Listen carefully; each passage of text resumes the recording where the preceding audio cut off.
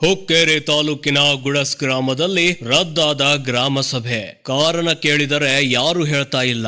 ಗ್ರಾಮ ಸಭಾ ರದ್ದಿಗೆ ಕಾರಣ ಏನೆಂಬುದು ಯಾರಿಗೂ ಗೊತ್ತಾಗುತ್ತಿಲ್ಲ. ಕಳೆದ 1 ವರ್ಷದಿಂದ ಗುಡಸ್ ಗ್ರಾಮ ಪಂಚಾಯಿತಿಯಲ್ಲಿ ಯಾವುದೇ ಒಂದು ಗ್ರಾಮ ಸಭಾ ನಡೆಯುವುದಿಲ್ಲ. ಯಾಕೆ ಎಂಬುದು ಯಾರಿಗೂ ಗೊತ್ತಾಗ್ತಾ ಇಲ್ಲ.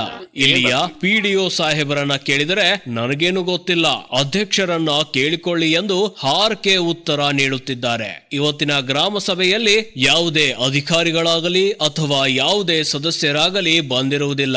ಇದಕ್ಕೆ ಕಾರಣ ಕೇಳಿದರೆ ಗುಡಸ್ ಗ್ರಾಮ ಪಂಚಾಯಿತಿಯ ಪಿಡಿಒ ಹೇಳುತ್ತಿದ್ದಾರೆ, ಈಗಿರುವ ಗ್ರಾಮ ಪಂಚಾಯಿತಿಯ ಅಧ್ಯಕ್ಷರು ಬದಲಾವಣೆ ಆಗುವವರೆಗೂ ಯಾವ ಸದಸ್ಯರು ಕೂಡ ಗ್ರಾಮ ಪಂಚಾಯಿತಿ ಸಭೆಗೆ ಬರುವುದಿಲ್ಲ ಎಂದು ಹೇಳಿದ್ದಾರಂತೆ. ಬಡ ಕುಟುಂಬದ ಎಸ್ಟಿ ಸಮಾಜದ ಓರ್ವ ಮಹಿಳೆ ಅಧ್ಯಕ್ಷೆ ಆಗಿರುವುದು ಇಲ್ಲಿರುವ ಸದಸ್ಯರಿಗೆ ಅಥವಾ ಪಿಡಿಒ ಅವರಿಗೆ ಇಷ್ಟವಿಲ್ಲವೇನು ಎಂದು ಎನ್ನಿಸುತ್ತಿದೆ.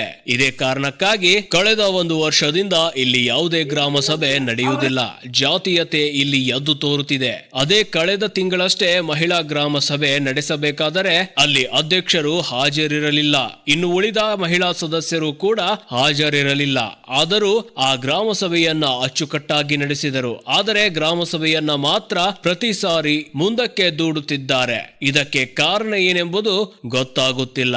ದಯವಿಟ್ಟು ಮೇಲಾಧಿಕಾರಿಗಳು ಈ ಗ್ರಾಮ ಪಂಚಾಯಿತಿಗೆ ಭೇಟಿ ಕೊಟ್ಟು ಇಲ್ಲಿನ ಸಮಸ್ಯೆಯನ್ನ ಕೂಲಂಕುಷವಾಗಿ ಪರಿಶೀಲನೆ ಮಾಡಬೇಕಾಗಿ ನಮ್ಮ ವಾಹಿನಿಯ ಮೂಲಕ ನಿಮ್ಮಲ್ಲಿ ಕೇಳಿಕೊಳ್ಳುತ್ತೇವೆ. ಗ್ರಾಮ ಪಂಚಾಯಿತಿಯ ಪಿಡಿಒ ಸಾಹೇಬರನ್ನ ಯಾವುದೇ ಪ್ರಶ್ನೆ ಕೇಳಿದರೂ ಹಾರಿಕೆ ಉತ್ತರವನ್ನೇ ನೀಡುತ್ತಿದ್ದಾರೆ ಹೊರತು ಜನರಿಗೆ ಅನುಕೂಲವಾಗುವ ರೀತಿಯಲ್ಲಿ ಯಾವುದೇ ಒಂದು ಉತ್ತರವನ್ನ ನೀಡುತ್ತಿಲ್ಲ. ಒಂದು ಮಾತಿನಲ್ಲಿ ಹೇಳಬೇಕಾದರೆ ಗುಡಸ್ ಗ್ರಾಮ ಪಂಚಾಯಿತಿಯಲ್ಲಿ ಸರ್ವಾಧಿಕಾರಿ ಧೋರಣೆ ಎದ್ದು ಕಾಣುತ್ತಿದೆ. ಇದರ ಬಗ್ಗೆ ಸಂಬಂಧಪಟ್ಟ ಅಧಿಕಾರಿಗಳು ತಕ್ಷಣ ಕ್ರಮ ಕೈಗೊಂಡು ಗುಡಸ್ ಗ್ರಾಮ ಪಂಚಾಯಿತಿಯ ವ್ಯಾಪ್ತಿಯಲ್ಲಿ ಬರುವ ಜನರಿಗೆ ಸಿಗುವ ಸೌಲಭ್ಯ ಸೌಕರ್ಯಗಳನ್ನ ತಕ್ಷಣ ಒದಗಿಸಿಕೊಡಬೇಕಾಗಿ ಗ್ರಾಮಸ್ಥರು ಒತ್ತಾಯಿಸುತ್ತಿದ್ದಾರೆ. ಮೇಲಾಧಿಕಾರಿಗಳು ಎಚ್ಚೆತ್ತುಕೊಂಡು ತಕ್ಷಣ ಈ ಗ್ರಾಮ ಪಂಚಾಯಿತಿಯ ಮೇಲೆ ಕ್ರಮ ತೆಗೆದುಕೊಳ್ಳಬೇಕು ಎಂದು ಗ್ರಾಮದ ಯುವಕರು ಹರಿಹಾಯ್ದಿದ್ದಾರೆ. ಈ ಸಮಯದಲ್ಲಿ ದಲಿತ ಮುಖಂಡರಾದ ವಿಠಲ್ ಬಂಗಾರಿ, ಮಹೇಶ್ ಬಂಗಾರಿ, ಕಾಮನ್ ದೊಡ್ನಾಯಕ್, ಶಂಕರ್ ಕಾಂಬ್ಳೆ, ಮಾರುತಿ ಕಾಂಬ್ಳೆ, ಶಿವಾನಂದ್ ಮಾಳ್ಕರಿ, ಯಮನಪ್ಪ ಕಾಂಬ್ಳೆ, ಕೃಷ್ಣ ಖಾತೆದಾರ್, ಮುತ್ತು ಕಾಂಬ್ಳೆ ಇನ್ನು ಅನೇಕ ಗ್ರಾಮಸ್ಥರು ಉಪಸ್ಥಿತರಿದ್ದರು. Bureau report Santosh Patil, SP7 news Kannada, Hukkeri.